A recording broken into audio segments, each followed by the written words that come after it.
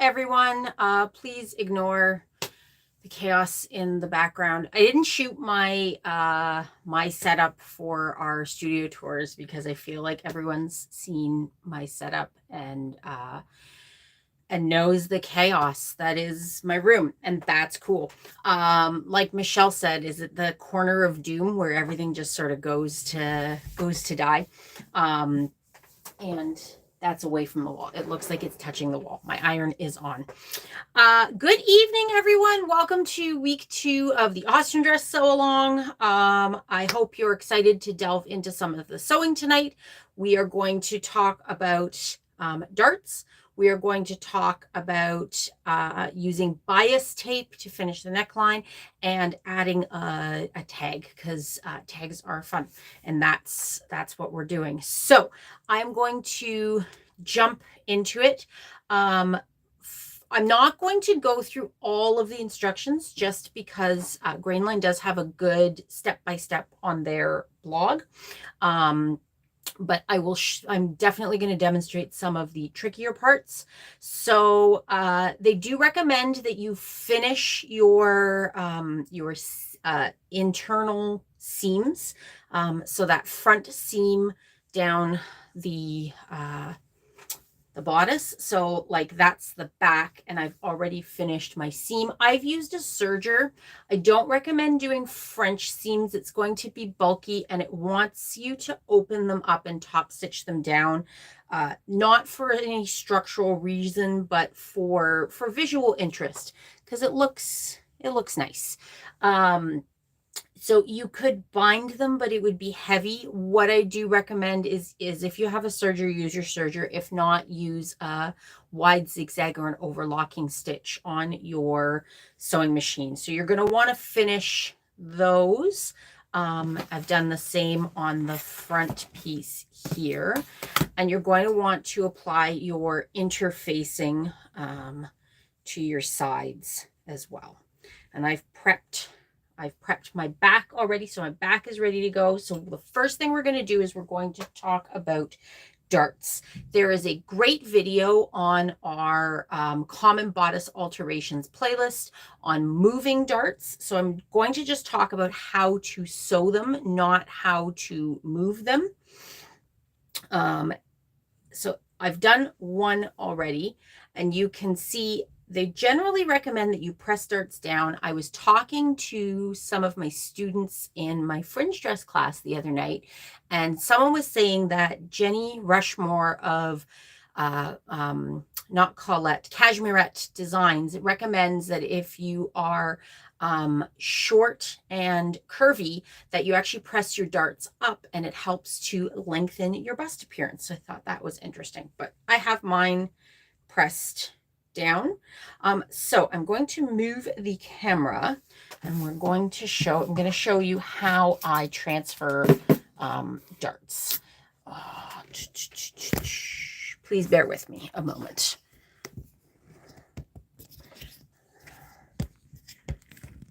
Oh no, I'm going to stand up to do this. There we go. That's what we wanted. So you can see all the things down there. Okay, so what you're going to do, and let me just make sure we can see here. Okay, what you're going to do is you are going to, I've got things pinned together because I was trying to skip as many steps as possible. You are going to lay your pattern piece on top, and the easiest way to do this is just peeling it back slightly and transfer the legs of that dart. That's what these things are called. And then I like to stick a pin in the point.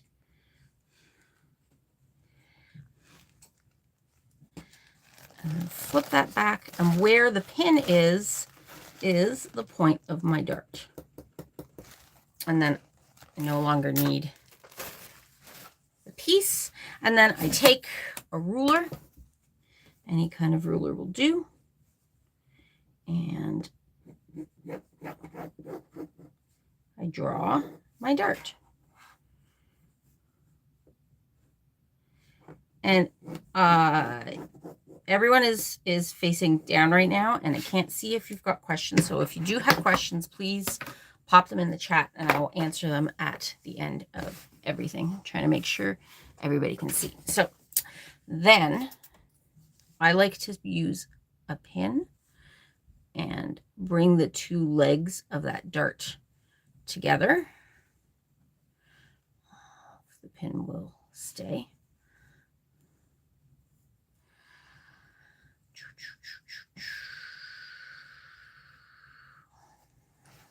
And then pinching the point. Sometimes you do have to sort of finesse this a little bit.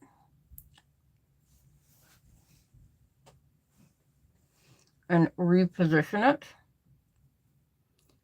And yes, the one side of that dart does appear to be higher than the other.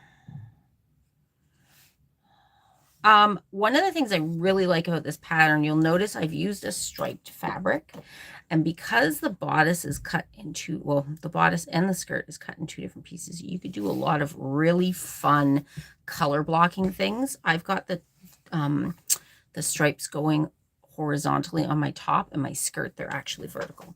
So then to sew this dart, you will start here and you will sew down to the point, and then sew just off here, and you don't backstitch because that will make the point too bulky and then it won't lie nice and flat, and you want your dart to lie flat. And I always end up putting the pins on the wrong side, but that's okay. So I'm going to sew this dart,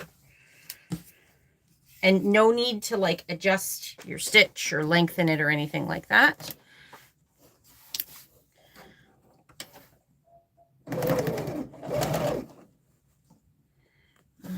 And I'm going to see, actually, I'm going to move everybody over in a second.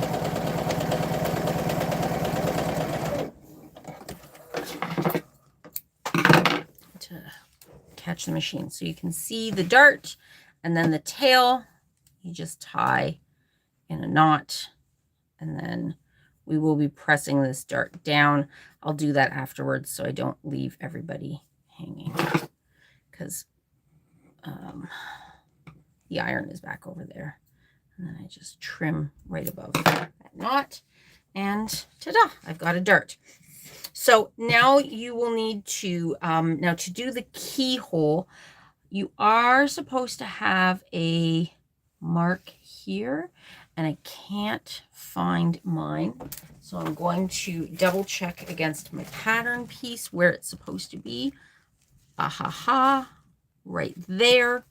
So you're going to sew only to the notch. Do not sew beyond the notch. Do not pass go. Do not collect 200. So just to that notch. And let's give some adjustment here. There we go. And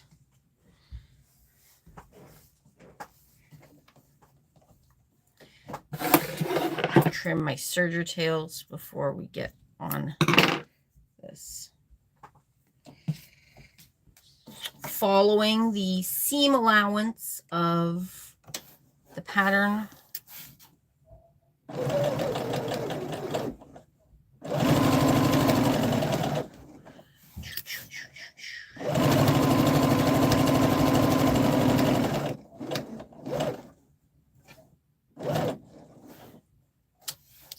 And you do want to backstitch here.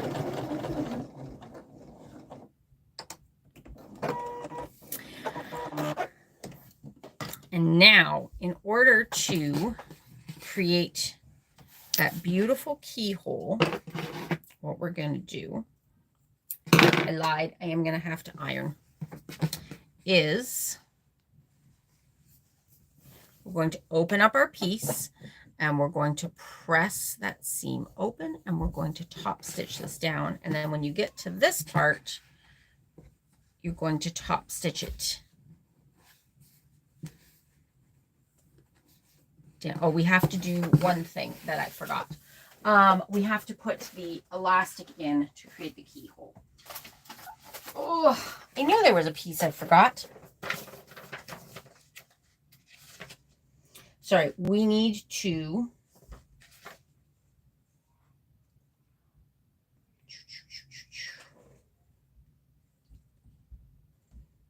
oh, you do it in the binding. Okay, so we can stitch this down.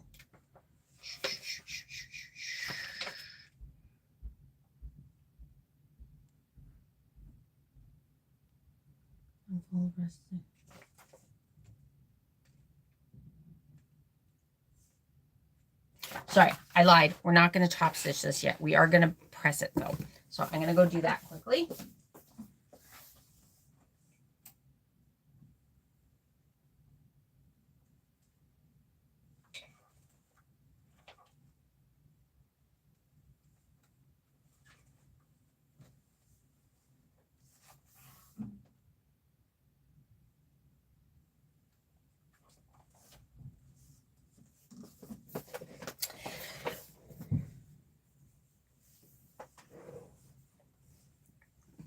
We need to sew our, I should have read I did read the instructions. I looked at the pictures. I'm terrible at reading instructions. We need to sew our shoulder seams together first. So I'm going to do that very quickly. And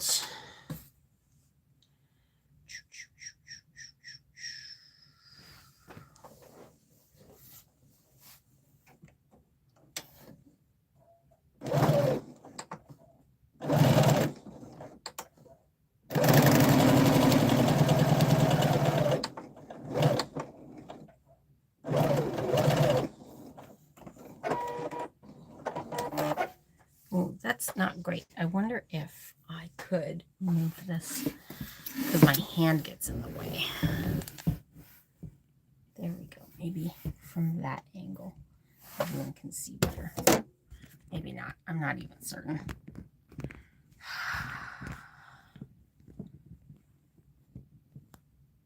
No. Oh, I lied. My friends who are watching, tell me your thoughts on visuals. Let me know what works and what doesn't.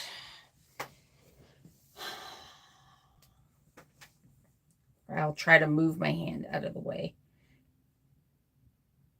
which is trickier. It's hard to demonstrate sometimes in a way that is,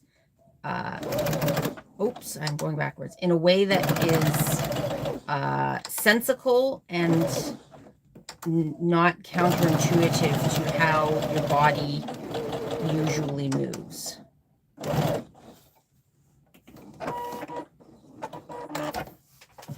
And I feel like I've moved things too much here now.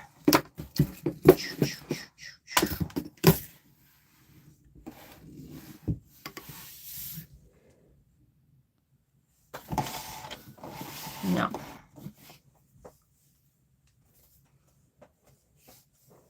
We're going to do our best. So the instructions call for using a strip of facing, but I like to use bias tape. And the reason that I like to use bias tape is I find it's easier to work with, and it is a finished edge. So we're going to come back over here like this as I lay this out. And I'm going to have to finish these. You should finish your shoulder pieces. My serger is not set up, so I'm going to demonstrate, and then I'm going to have to rip this out to finish them, or just on that piece. That'll be fine. So I have some bias tape that I made from an offcut of rayon fabric that I have. Whenever you find sort of like remnants or something, this is a great use for them. Or if you've got leftover bits. There's also some really nice pre-made bias tape by Atelier Brunette that I really like. You could make it out of whatever you want as well. It doesn't really make a difference. So what we're going to do is we're going to open up that center seam, and we're going to sew our bias tape right to that edge. Mine is a little like not great right here, so I'm going to just trim it.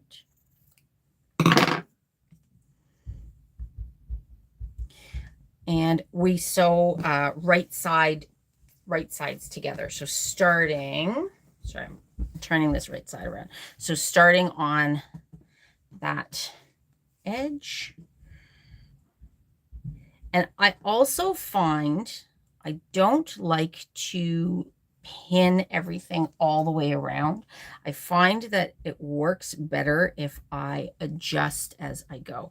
And I lied, I'm not going to be sewing in that direction. I'm going to be sewing in this direction. It's that whole backwards thing. And look at me, I'm putting a pin in my mouth, and I should not be putting pins in my mouth, as I have said in previous YouTube videos. So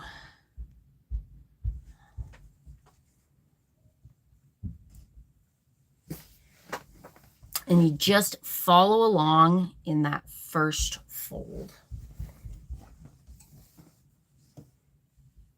I'm gonna do this. Hopefully that's better. And just like shove it all in there. I'm going around the neckline. Nope, that's not helping. I am not helping. Oh, and I've got the backwards on. You don't need to go backwards. You should be very gently stretching your bias as you sew. It will help it lay flat around the curves. And I like to keep my needle in the down position.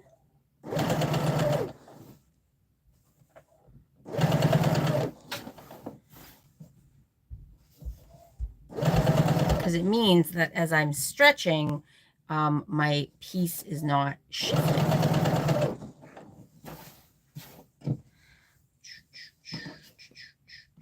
See, and if this shoulder piece was finished, it would be nice and open here. I'm just going to do that right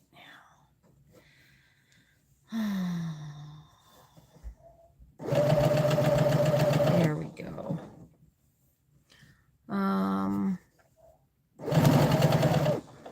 Let me know. Can I like push this and see the chat? No, I don't think I can. Let me know in the comments where you are on sewing your piece. If you've started, if you picked a size, if you've got everything cut out, if you're thinking you're going to do this later and you're just watching this for inspiration. If you are watching me because I am chaotic at the best of times, I am not a calm sewist at all. There we go, around and around and around. Try to get this to lie flat. You can see too, this is not a speed. This is not time for speed. This is a little slow and some precision work here.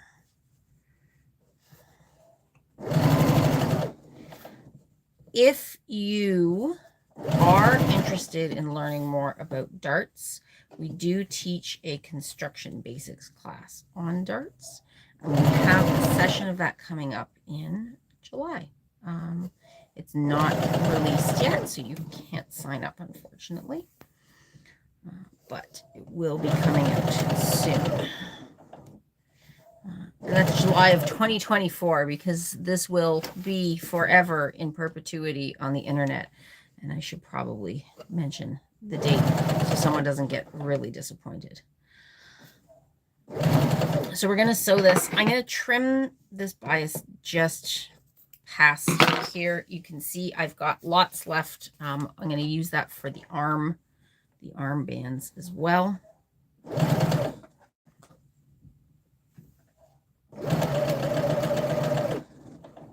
And I'm not worrying about back stitching because this is going to be stitched down, and so we don't have to worry about it. You don't have to worry about it like not shifting, coming undone, because it's it's going to get sealed by that stitch on top. So I'm going to just even that out. So our bias, our double fold bias, is now all attached.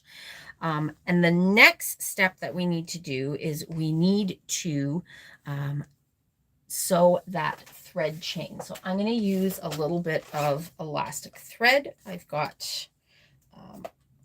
only ever seen this stuff in like white, black, and navy, and I've got white. So that's what we're going to do. They don't give a recommended length of piece, I believe. I'm going to double check. They do not.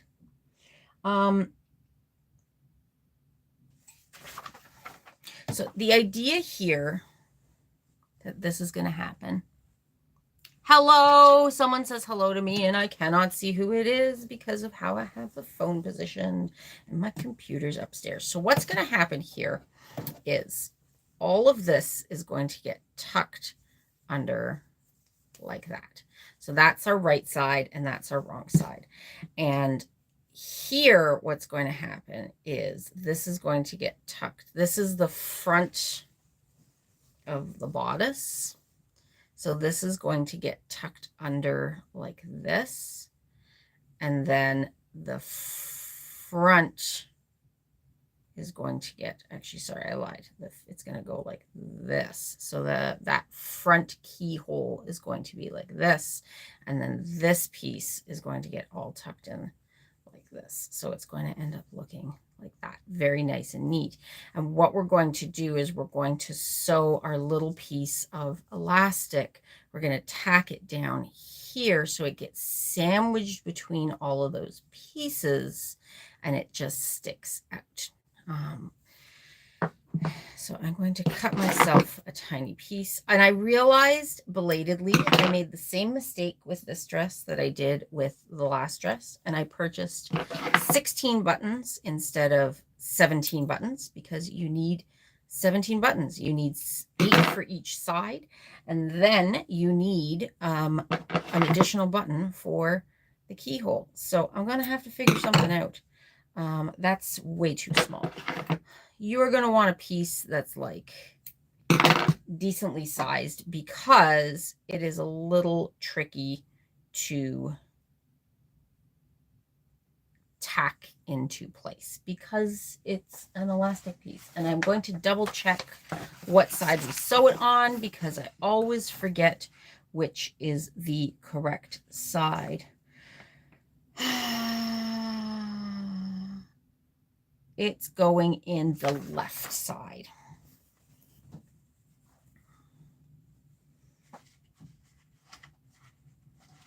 Is it going in the left side? It's going in the right side when I look at it, my left side. So I'm going to, this is all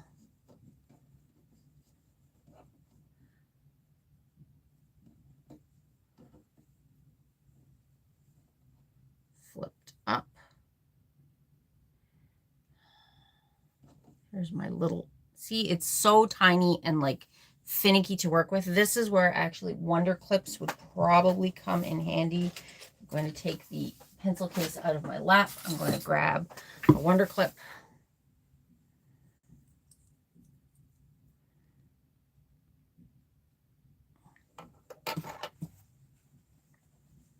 I've lost my piece again here. Here we go. So we want this folded like, and one of the things that you can do, sorry, I should have mentioned, we'll go through and do this afterwards, is you can grade the seam because it's very curved. It's not going to want to lie flat. So we're going to clip into that seam. It will all end up encased in here and no one will be the wiser. So we're going to flip this back over like this.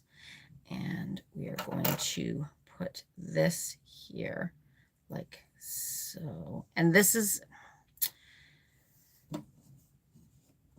I'm trying not to get up from the screen. because my iron is behind me, but this is where I would really like iron the shit out of this, so that it stays flat. So I'm going to do this, and I'm just going to stitch this down. No one's going to see this stitch, so it can be a little messy. A stiletto, I'm going to use my scissors, which is not the right thing at all, but a stiletto would be great here because it's going to keep everything in place. So I said, I'm chaos. The struggle is real.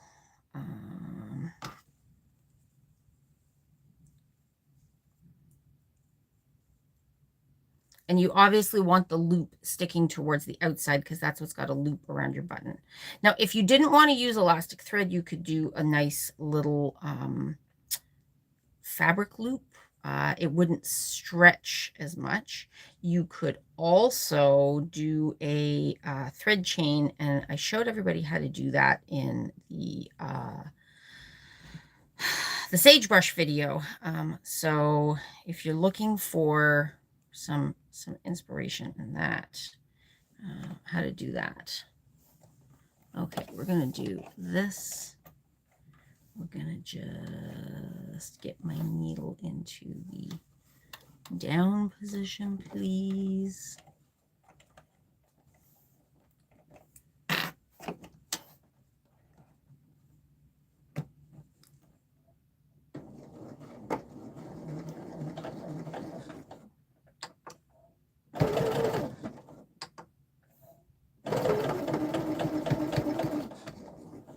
Okay, and here's hoping that yay, see, it like stuck it into place. So then now what we can do is we can fold this,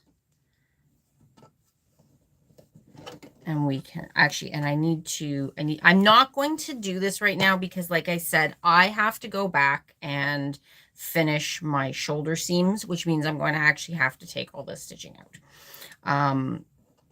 And that's a lot of work. So what we're going to do is we're going to go like so and like so, and that's going to lie nice and flat. And you would go around this again with the iron. I'm going to do this for a second. Come back here. So you would go around. Oh, there's my neckline. Clipping into here like this, using the iron, folding everything over, and getting it nice and flat. And then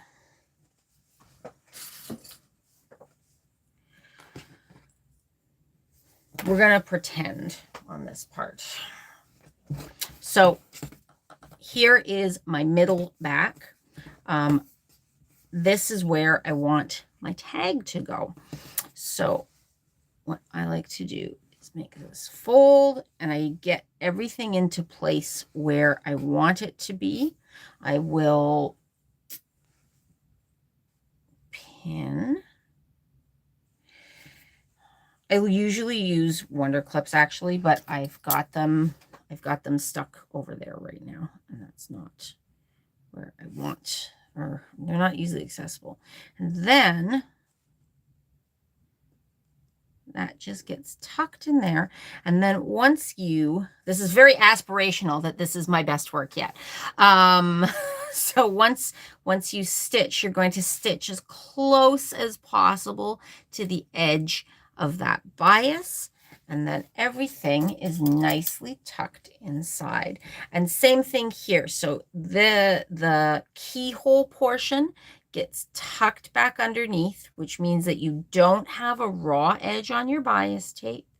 And then everything gets folded under nice and neatly. And then your button will get sewn here. and you've got your little button loop. And at the end of all this, we top stitch down just like we did on the back here that I've done already ahead of time. And that is how you use bias tape and do the keyhole and add a label. So I'm going to go and do mine. I'm going to do this right now.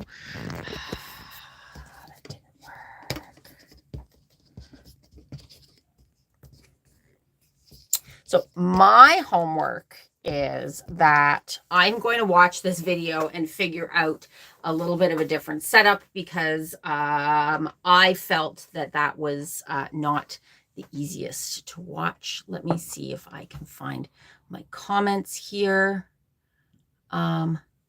Make your keyhole a statement button. Hello, Caitlin. Thank you for watching. Yeah, you could absolutely use like a different button, a statement button there. I think it actually calls for a smaller button, but you could go with a bigger button. I've also seen some people eliminate the keyhole. And if you were going to do that, oh, I just poked myself with pins.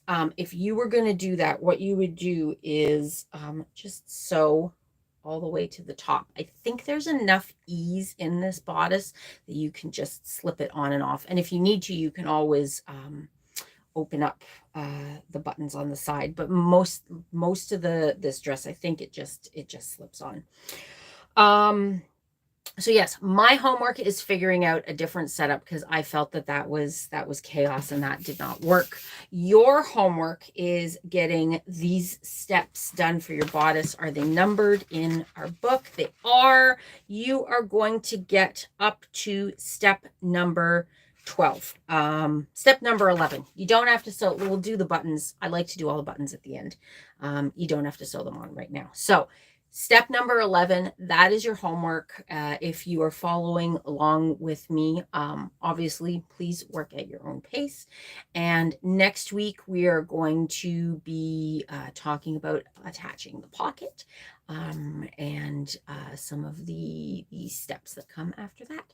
Have a great week, everybody, and we'll see ya.